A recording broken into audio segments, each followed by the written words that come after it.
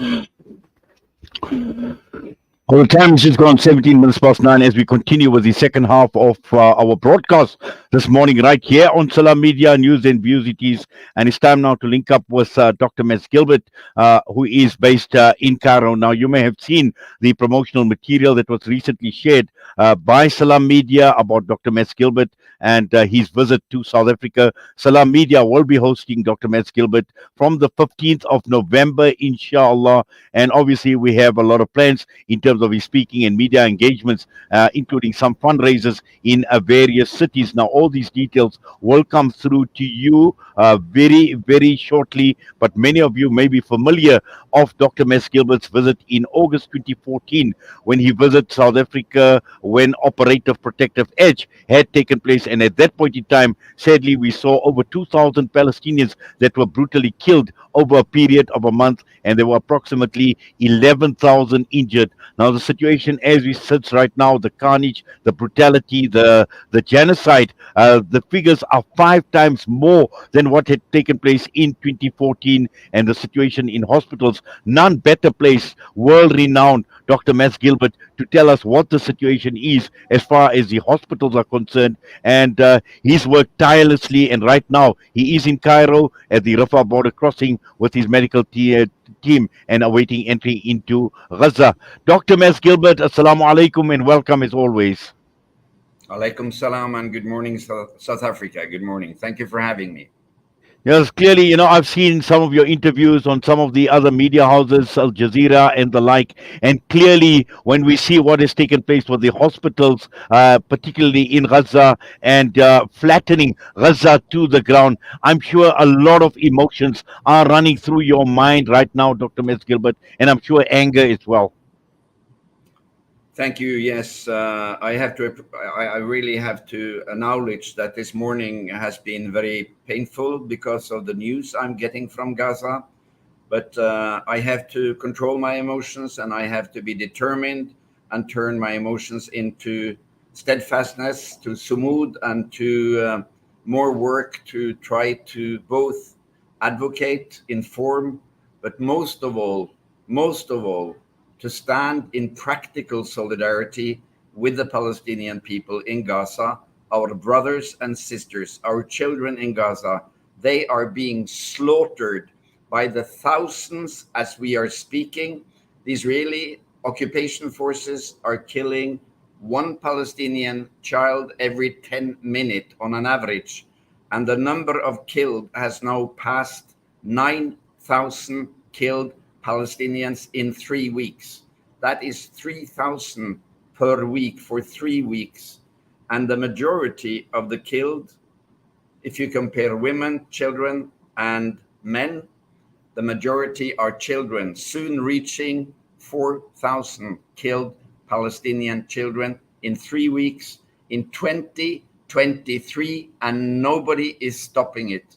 So to all you listeners, all you friends, brothers and sisters in South Africa, with your knowledge of colonialism and apartheid and the deadly forces supporting this inhuman politics, we have to do more now. We have to ask and to force and pressure our governments to do more. We cannot sit still and see this mass slaughter going on. And not only are they killing by the thousands with the immense weaponry they have and the immense US supplied weaponry, but they are attacking the fabric of society. They are attacking ambulances. They are attacking the hospitals. They are shutting off the water to 2.2 million people. The pipelines, the 3 water pipelines from Israel to Gaza has been shut close for 3 weeks. I get reports now from my colleagues in the hospitals. They have no water to clean. They have to clean their hands and their patients in brackish water, contaminated with the sewage water. They are all sick now. Also the healthcare workers, they have fever, diarrhea, and vomit. All the wounds, all the war wounds, they say, are now infected. And so far, we are starting to reach actually 25,000 wounded. The dead are dead. The shaheeds are, the martyrs are martyrs, but the 25,000 wounded, and the majority of them being children, they need urgent supply, not by white doctors coming from the West and putting up some tents. No, what we need now, the most important medical thing now, is to stop the bombing. It is to lift the brutal siege of Gaza and allow fuel for the generators, water for the people, food for the people, medical supplies for the hospitals immediately. And then we need, of course, to open for medical teams coming in from all parts of the world to support and to take the call from our colleagues, nurses, doctors, paramedics in Gaza, who have now been on call, standby, working 24 hours around the clock for 3 consecutive weeks. They are completely exhausted. And don't forget, many of the doctors, nurses, and paramedics are unfortunately receiving their own families as martyrs, as wounded, or not even found because they're buried under the rubble. I just received this message from one of my colleagues in Gaza, and I'd like to read it to you because now there is a discussion of phosphorus, and there is a discussion of the claims from the Israelis that Shifa Hospital is used as a command center. This is to take the attention away from the key question, the massive use of legal weapons against an innocent, unprotected civilian population. Totally illegal according to international law. Dr. Hamis writes to me 10 minutes before we got on air. According to Civil Defense and Minister of Health and the government spokesman, just in the 2 last days, Israeli occupation army dropped 6 bombs weighing 1 ton each on one neighborhood, killing and injuring between 400 and 500 civilians. The next day, they dropped 10 bombs of the same size on Al-Falocha neighborhood, which is the neighboring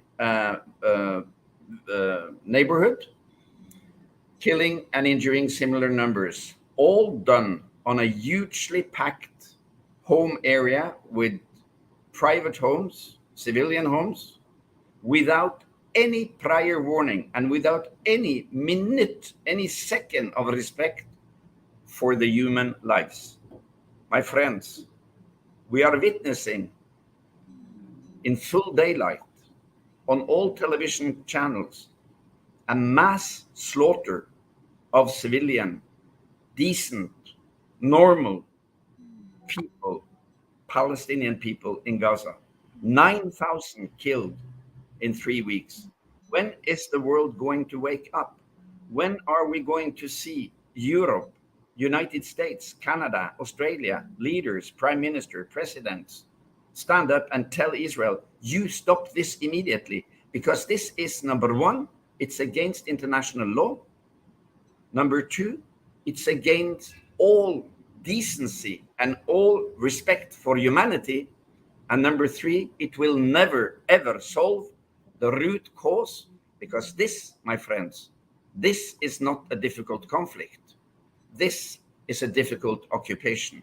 And the root cause of all this misery is the 70 years old illegal occupation of Palestine and the settler colonial apartheid of the Israeli government. I'm sorry to say it, but as a doctor, I'm trained not to treat symptoms. I'm trained to treat root causes. And the root cause here is the occupation. Yes, and also, Dr. Gilbert, you mentioned we need to remain steadfast, but also looking at it, from a media perspective, we're supposed to be objective. But in a situation like this, can one really be objective? You know Gaza well, you know the terrain well, you know the medical system well, you know the hospitals well, and when one looks at the healthcare system alone in a critical stage, and looking at the hospitals, which are basically the last line of refuge and offering a lifeline in Gaza. And we see what has happened with all the hospitals that have been bombed again with the excuse about underground tunnels, about Hamas hiding in the hospitals. Now, you know those hospitals well. What do you make of that claim that, seeking out Hamas in hospitals? This is an important question. I just received also from an other colleague working in Al-Quds Hospital in Gaza City, the hospital that has been most aggressively threatened by the Israeli commanders to be emptied because they have said they will bomb it. He says, quote, "The bombing was very, very close during the night, causing injuries among the displaced, the refugees in the hospital. The bombing does not stop," unquote. I think all this talk about Shifa being used as a command center is a carefully and skilled planned way to take the media attention away from what needs to be discussed, namely the bombing of hospitals, like the discussion about white phosphorus. It's a distraction. White phosphorus is not illegal to use in war. You are not allowed to use it against humans. There may be some patients being affected by the white phosphorus, but that will completely cloud the main question, namely what I just mentioned, the massive use of massive conventional legal weapons, but applied illegally against a civilian population who is protected under the Geneva Convention. Same goes for the hospitals. They want us to discuss whether or not there are some command posts in Shifa. Listen, I've been working in Gaza for 25 years. I've been working in Shifa Hospital during the bombing in 2006, 9, 12, and 14. I know the place. I've been all over. I've never been stopped. I have filmed, I've pictured, I've interviewed, I opened the doors I wanted to open. I've never been restricted, nor have my documentation been looked through or censored in any way. I've never seen any trace of this claimed command center. Now, the Israelis say they have the most sophisticated intelligence system in the world. They have x-rayed the ground of the whole Gaza Strip. They have mapped all the tunnels of the resistance. They know every phone number to every citizen. They call them, they harass them, they threaten them. They know the address of everyone. They know detailed from their aerial photos every corner in the neighborhood. Why have they not been able to come up with some evidence during these 16 years of claims that there is a command center? Look, now we are spending time in this conversation between you and me on these false allegations. And please note, the Israelis don't know, the Israelis don't need these claims or these reasons to bomb hospitals. 2 days ago, they bombed the Turkish Friendship Hospital in Gaza. I know that very well. It's the cancer hospital in Gaza for Palestinians with cancer. There were 40 cancer patients, inpatients, and there were 18 wounded that had been transferred from Shifa to unload Shifa while the bombing was going on, plus the staff and the relatives. It was horrific. I talked to my brother and my good friend and my mentor, Dr. Sobis Keik, who is the medical head of the Turkish hospital. He said it was horrendous, and they had to evacuate it, leaving all patients with cancer in Gaza without treatment possibilities.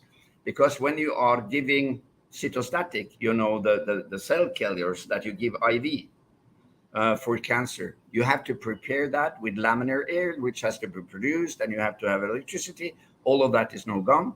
So the cancer patients will not have their medical treatment. And yesterday, they announced that 4 of the 40 cancer patients in Turkish hospital has died because they have not gotten their medication. Then they also bombed Al Hilo Hospital, a small hospital in the mid part of Gaza, which was turned into a maternity ward because Shifa had to move the women who had just delivered and their babies to this hospital to use the maternity facilities in Shifa for surgery, for war surgery. Now, the Israelis bombed the Al Hilu hospital with all these hundreds of women having given birth, and they had to be evacuated. So, and they bombed, as you know, Mustashfa al Akhli Arab. So there are 3 hospitals with no claims of being a command center that have already been bombed. So this, all these types of rumors and claims that they have no proof for, has one function. It is to make you media people talk about that instead of talking about the 4,000 killed children, the 9,000 killed Palestinians, the hundreds of burns, the soon 30,000 war wounded, the thirst, the lack of food, the lack of fuel, the lack of medical supplies. And the UN yesterday published a graph where, among other things, it was documented that the lines in front of the few remaining bakeries in Gaza now to get a piece of bread, you have to wait for 4 to 6 hours to get a piece of bread, because they also bombed the bakeries. So without water, without fuel, without security, the bakeries cannot operate. So here is the situation. No water. People are thirsting to death, in particular the children, and people are getting a lot of infections because they can't wash their hands. Starvation, because the influx of food and flour to Gaza has stopped.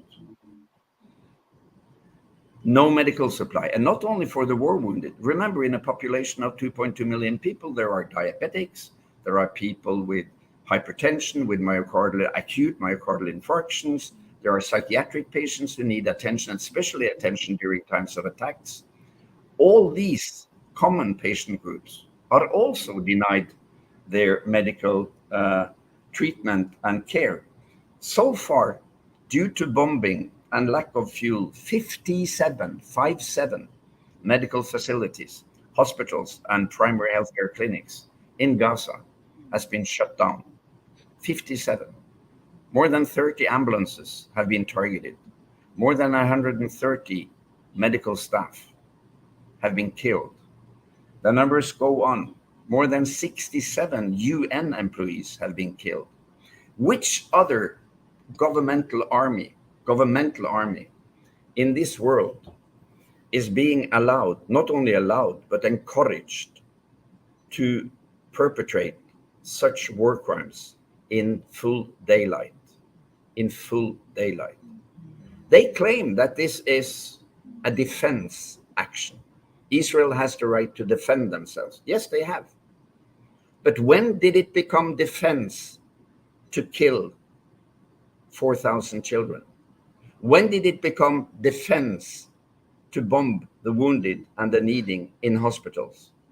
When did it become defense to turn off the water, the food supply, and the power supply to 2.2 million civilian, decent people living incarcerated in Gaza for 17 years under siege and brutal apartheid rule? The only explanation for these atrocities and this illogical support for the defense is racism. It is apartheid. It is that Joe Biden, the leaders in EU, President of Canada, they don't see the Palestinian people as equal human beings. Had they for 1 second considered the population in Gaza as equal human beings, they would have called and they would have stopped the Israeli government immediately. Joe Biden would have said, stop it. Respect the Geneva Convention, fight with the fighters, do fight with the resistance. You can do that, but you cannot attack the civilians. Imagine for a second that the heavily supported Ukrainian army in their struggle against the occupation they are facing, and I support their struggle against occupation, but imagine that the Ukrainian state army was attacking the territory in the east of Ukraine, which they want to retake, get back, and they were killing 3,000 Ukrainian children, 1,000 a week. Of course, Europe and US would say, hey, hey, hey, Mr. Zelensky, you better behave. You better follow the Geneva Convention. Not so with Palestine, not so with the Israeli army. They are backpadding them. They are giving them more weapons. And the only explanation is colonial rule. It is racism, looking at the others as less worthy of human life than the white man. This is the politics of elimination. We have seen that, unfortunately, in so many colonized parts of the global south. Now we're seeing in full daylight. It's horrendous. And the only thing that can stop it is your solidarity and you standing up, turn off the television, go to the streets, demand a stop to the killing and the complete massacre of the Palestinian people.